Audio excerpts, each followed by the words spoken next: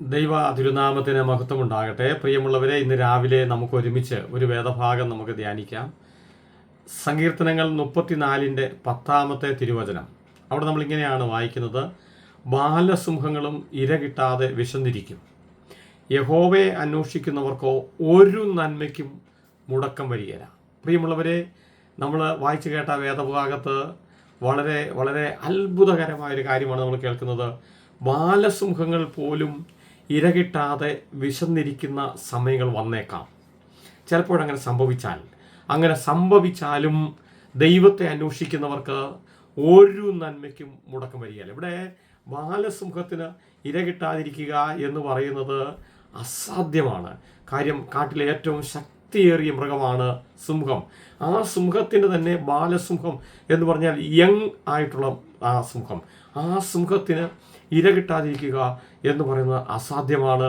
ഞാൻ നിങ്ങൾ പറയാം, അത്ര അസാധ്യമായ കാര്യം, അത്ര ഒരിക്കലും നടക്കാൻ സാധ്യതയില്ലാത്ത ആ കാര്യം സംഭവിച്ചാലും കർത്താവ് പറയുന്നു, ദൈവത്തെ അന്വേഷിക്കുന്നവർക്ക് ഒരു നന്മയ്ക്കും മുടക്കം വരികയില്ല. ഏതെങ്കിലും നന്മ ലഭിക്കും എന്നല്ല, എന്തെങ്കിലുമൊക്കെ കാര്യം സംഭവിക്കും എന്നല്ല.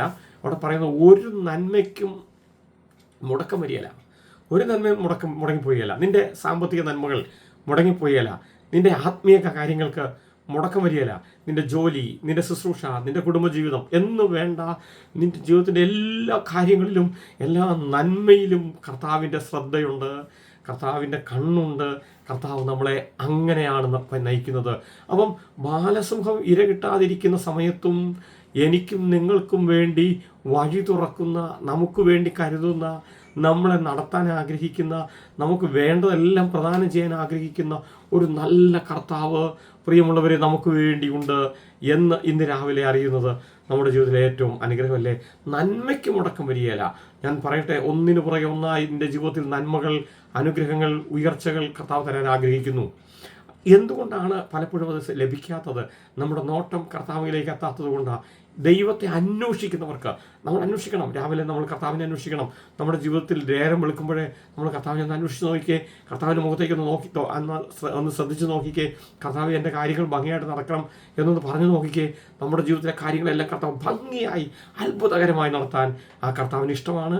കർത്താവ് നടത്തുക തന്നെ ചെയ്യും. നമ്മളെ കർത്താവ് വഴി നടത്തും. ഒരു നന്മയും മുടങ്ങിപ്പോകുകയില്ല. നമ്മുടെ കണ്ണുകൾ അടയ്ക്കാം, നമുക്ക് പ്രാർത്ഥിക്കാം. ഞങ്ങളുടെ പ്രിയ പിതാവേ, ഈ നല്ല രാവിലെ സമയത്തിനായി ഞങ്ങൾ നന്ദി പറയുന്നു. കർത്താവെ, ഞങ്ങൾ കർത്താവിൻ്റെ മുഖത്തേക്ക് ഞങ്ങൾ നോക്കുന്നു. ഞങ്ങളുടെ ജീവിതത്തിലെ ഒരു നന്മയ്ക്കും മുടക്കം വരുത്താതെ ഞങ്ങളെ ഏറ്റവും അനുഗ്രഹപ്രദമായി, ഞങ്ങളെ ഏറ്റവും അത്ഭുതകരമായി കർത്താവ് നടത്തുന്നതുകൊണ്ട് ഞങ്ങൾ നന്ദി പറയുന്നു. കർത്താവ്, ബാലസിംഹങ്ങൾ വിര കിട്ടാതെ വിശന്നിരുന്നേക്കാം, ഞങ്ങൾക്കൊരു ബുദ്ധിമുട്ടും വരികയില്ല. ഞങ്ങൾ കർത്താവിൻ്റെ മുഖം അന്വേഷിക്കുന്നവർക്കാണ്. ഞങ്ങൾക്കൊരു ബുദ്ധിമുട്ടും വരികയില്ലെന്ന് ഞങ്ങൾ വിശ്വസിക്കുന്നു, ഞങ്ങൾ അറിയുന്നു.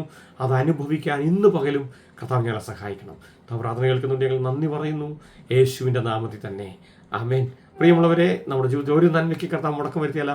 നമ്മൾ ഏറ്റവും അനുഗ്രഹിക്കപ്പെട്ടവരായി ജീവിക്കാൻ ഇന്ന് കർത്താവ് നമ്മളെ സഹായിക്കും.